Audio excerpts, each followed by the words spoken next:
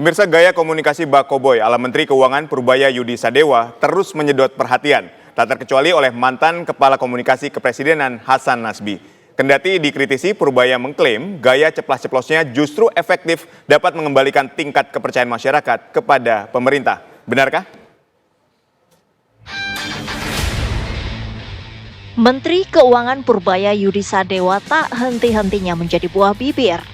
Pernyataannya yang cenderung ceplas-ceplos ala koboi menyedot perhatian sejumlah kalangan tak terkecuali oleh mantan Kepala Komunikasi Kepresidenan Hasan Nasbi. Apalagi Purbaya tak segan mengkritisi ulah oknum pejabat yang nakal. Hasan Nasbi khawatir gaya komunikasi Purbaya justru bisa mengganggu soliditas pemerintah. Kalau lama-kelamaan orang akan melihat ini sebagai ketidaksolidan pemerintah, padahal soliditas pemerintah itu penting sekali. Jadi nggak bisa berlarut-larut kayak gitu. Maksudnya kalau ceplas-ceplosnya mengenai atau kelugasan itu mengenai kebijakan dan lain-lain nggak apa-apa. Tapi kalau saling melemahkan antar pejabat, nanti kan kita juga pernah ada yang kayak gitu dan nggak solid akhirnya. Namun Menkyu mengaku apa yang ia lakukan sudah sesuai mandat dari Presiden Prabowo untuk mengembalikan kepercayaan publik ke pemerintah. Sepertinya saya koboi, tapi yang saya lakukan adalah mengembalikan kepercayaan masyarakat ke pemerintah. Itu juga atas pemerintah Bapak Presiden. Jadi saya nggak berani gerak sendiri. Jangan dianggap saya koboi, saya hanya perpanjangan tangan dari Bapak Presiden, kira-kira begitu. Purbaya bahkan berani membuka data indeks kepercayaan masyarakat yang meningkat pada bulan Oktober 2025. Survei ke masyarakat, apakah saya mengurangi kepercayaan masyarakat ke pemerintah, apa tidak? Masyarakat ke pemerintah, kalau jatuh seperti ini keadaan buruk, kalau sana bagus. Ini kemarin waktu bulan September, Agustus September itu turun terus, Juli, Agustus September turun terus ke titik terendah sini. Inilah terjadi banyaknya demo. Tapi kita lakukan kebijakan yang mungkin untuk bagian kalangan agak drastis, agak ceplas-ceplos. Tapi ini berhasil mengembalikan sentimen masyarakat ke pemerintah. Jadi stabilitas pemerintahan amat baik di mata masyarakat, kecuali di mata orang itu ya. Lantas, benarkah gaya koboi ala Purbaya efektif mendongkrak tingkat kepercayaan masyarakat? Tim TV One mengabarkan.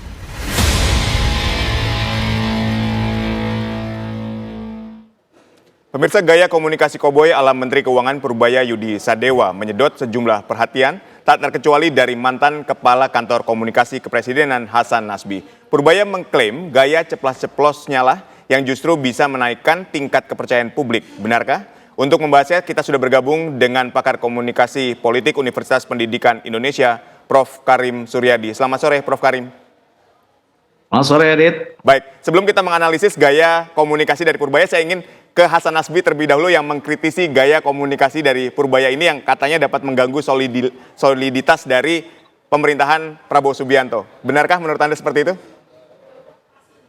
Ya, begini ya, apa yang dilakukan oleh Pak Menteri Purbaya sampai hari ini, menurut saya itu seperti kopi yang baru diseduh. Dia memberikan resonansi emosional yang kuat. Tetapi kesejatian rasanya baru akan didapat setelah tegukan ke-5, ke-6, ke-7. Kita melihat sampai hari ini memang disuka dan respon emosionalnya positif. Jujur itu harus diakui. Berbagai platform, berbagai berita, berbagai analis, berbagai kalangan. Di kampus pun itu menjadi perbincangan. Bahkan di WAG, para Dewan Guru Besar juga itu mengapresiasi ya. Hanya masalahnya, apakah itu benar akan memberikan dampak jangka panjang? Nah, ini yang saya katakan analogi kopi tadi. Seperti kopi, pertama kali, aromanya semerbak. Tapi pahit tidaknya, asam tidaknya itu suguhan selanjutnya. Jadi artinya apa? Artinya ada dua yang akan menentukan efek jangka panjangnya. Yang pertama, konsistensinya. Dan yang kedua, hasilnya.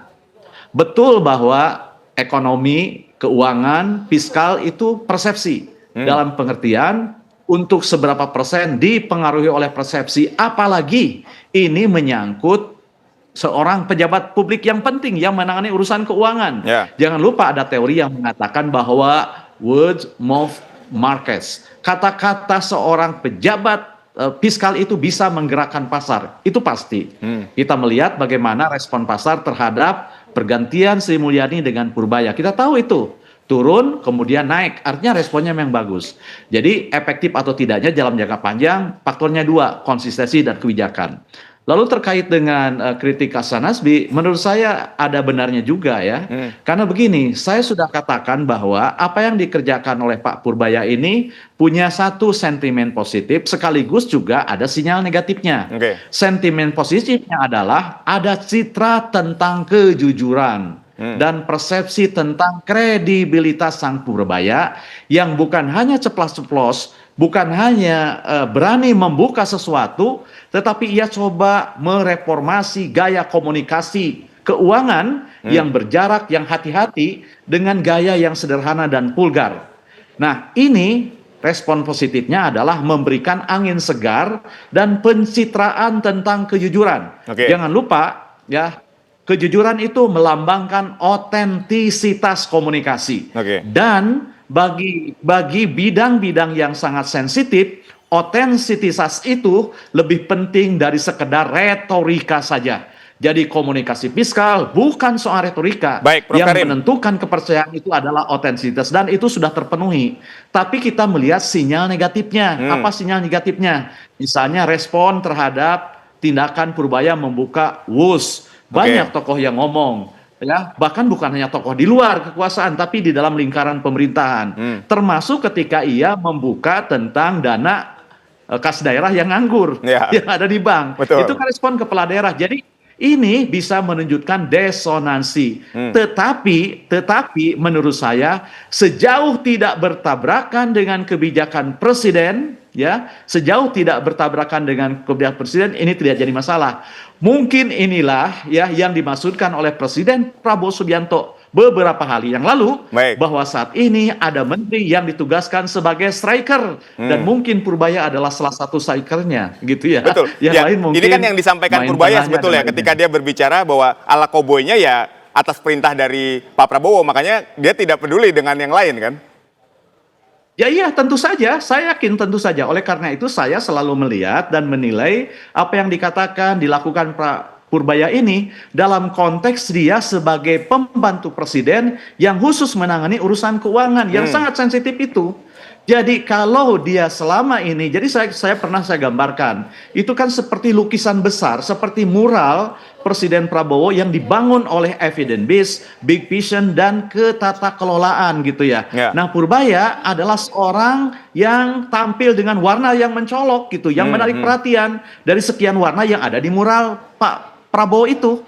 Nah, tapi selama warna ya semencolok apapun warna Purbaya, kalau tidak menutup ya, kalau tidak menutupi muralnya Prabowo, nggak jadi masalah, bahkan itu menjadi bagus. Jadi seperti halnya desain ya, warna mencolok itu harus ada, kontras itu harus ada, tetapi kontras tidak bisa terlalu banyak karena itu akan mengganggu keseimbangan desain komunikasi yang digalang oleh presiden. Jadi sampai hari ini bagus, tapi apakah sampai hari ini bagus ini akan berdampak bagi pemulihan kepercayaan? Dua kata kuncinya, satu konsistensi.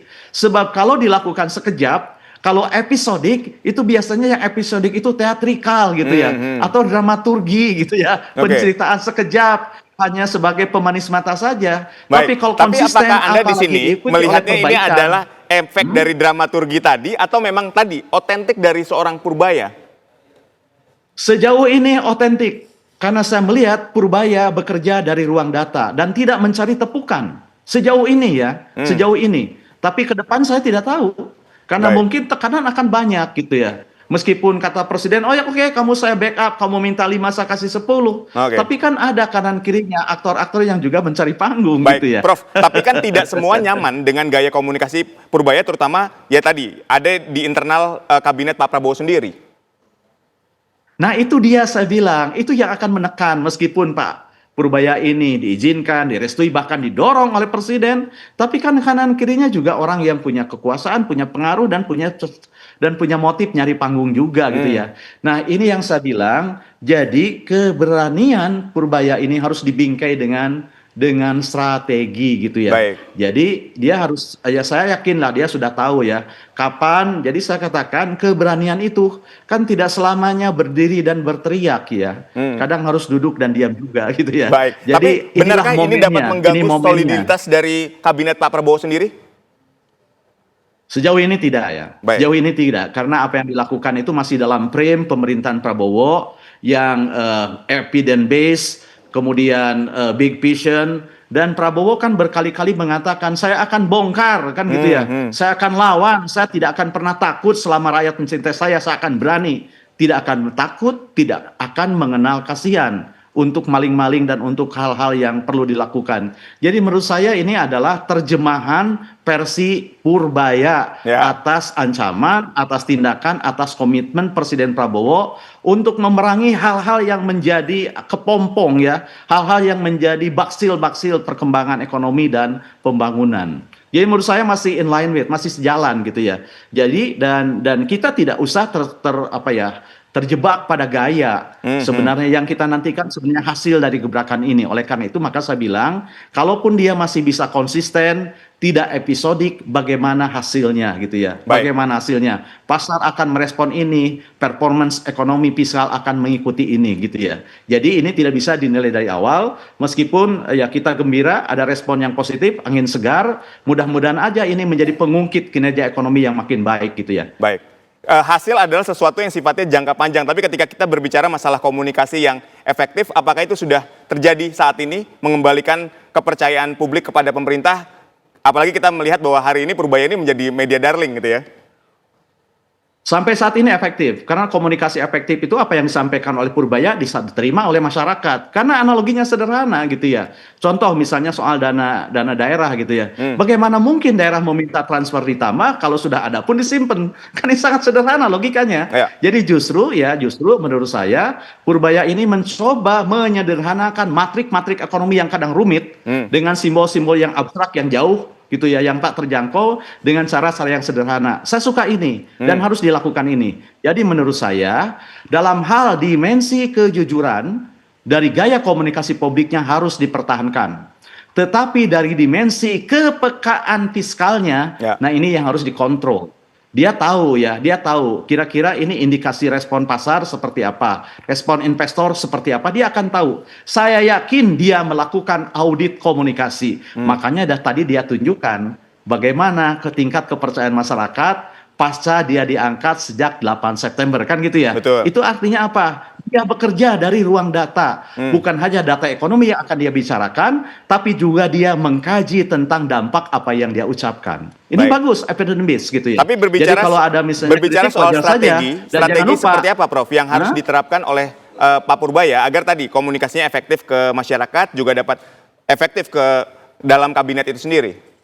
Ini berbicara strategi. Dan jangan lupa yang terakhir ya Aditya. Jadi bagaimana cara dia merespon kritik ini juga akan menentukan ya. Sebab biasanya orang yang sensitif terhadap kritik, menutup, jadi menjaga jarak, itu justru lambang ketidaksiapan dia. Kalau dia betul-betul jujur dan bekerja berdasarkan data, berbicara dari ruang data, dia akan terima kritik itu gitu ya. Karena orang yang bicara berdasarkan data dan menyadari kebenaran, dia akan mengatakan begini dalam hatinya, bahwa kebenaran itu seperti gelas yang jatuh dari Tuhan. Semuanya berserakan. Dan orang yang memungutnya seakan-akan sudah mendapatkan kebenaran, padahal hanya serpihannya gitu ya. Jadi respon dia terhadap kritik itu menjadi bagian yang akan menentukan pemulihan kepercayaan itu selain konsistensi dan hasil itu sendiri gitu. Baik, itu penutup yang luar biasa dari Prof Karim. Ini memang terbukti ya pakar dari komunikasi politik. Sekali lagi kami ucapkan terima kasih Prof Karim. Sehat dan sukses selalu untuk Anda.